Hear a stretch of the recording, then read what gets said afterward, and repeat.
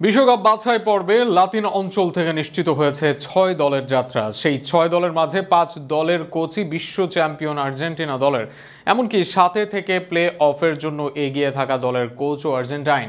এ যেন কোচদের আঁতুড়ঘর আর্জেন্টিনার কোচদের হাত ধরে আসা এই সাফল্য নিয়ে বিস্তারিত থাকছে প্রতিবেদনা। গত বিশ্বকাপ বাছাই পর্বে ৭ ছিল প্যারাগুয়ে দল, যেতে পারেনি বিশ্বকাপ। এবারের বিশ্বকাপ বাছাই পর্বের শুরুটাও ভালো হয়নি তাদের। শুরুর ৬ ম্যাচে পায় ১ জয়, হেরে যায় ৩ ম্যাচে। একটা সময় তারা ছিল পয়েন্ট তালিকার সবার শেষে। ১৭ ম্যাচ শেষে সেই প্যারাগুয়ে যায় বিশ্বকাপে।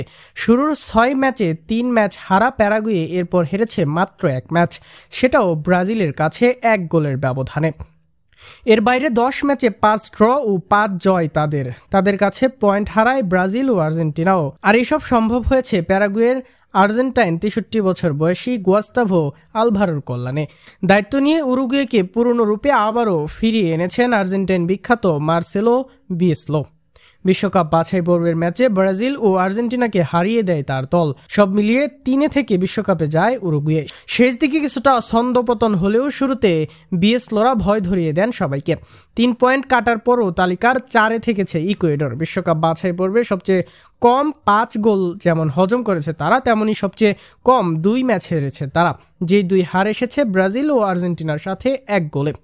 এই মুহূর্তে যে কোনো দলের জন্য সমীহের কারণ ইকুয়েডর। ডাগআউটে আর্জেন্টাইন সেবাস্টিস বেচাচ্ছে, তার অধীনেই ১১ ম্যাচে মাত্র ১ হার দলের।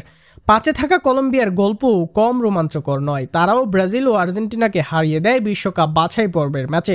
টানা অনেক ম্যাচে থাকে অপরাজিত। এছাড়া কোপা আমেরিকায় যায় ফাইনালে, লড়াই করে শেষ মুহূর্ত পর্যন্ত। সানচেজ, মুনোজ, দিয়াজরা সমান তালে পারফর্ম করেন। নেপথ্যে প্রধান কোচ আর্জেন্টিনার সাবেক ফুটবলার নেস্তর লরেঞ্জো, যার অধীনে ৩৭ ম্যাচে ২২ জয় ও ১০ ড্র আর্জেন্টিনা দলের। এই আর্জেন্টাইন কোচের অধীনেই প্রথমবারের মতো বিশ্বকাপ খেলার স্বপ্ন দেখেছিল ভেনেজুয়েলা। প্লে অফের কাছাকাছি তারা। যদি প্লে অফে গিয়ে জয়ী হতে পারে তবে ফার্নান্দো বাতিস্তুতা গত আসরে সবার শেষে থেকে বিশ্বকাপ বাছাই পর্ব শেষ করা দলকে নিয়ে যেতে পারবেন বিশ্বকাপে। মজার তথ্য হচ্ছে এই ৭ দলের বিশ্বকাপ থেকে ছিটকে গিয়েছে ২ দল, ১ দল বাদ পড়ার কাছাকাছি।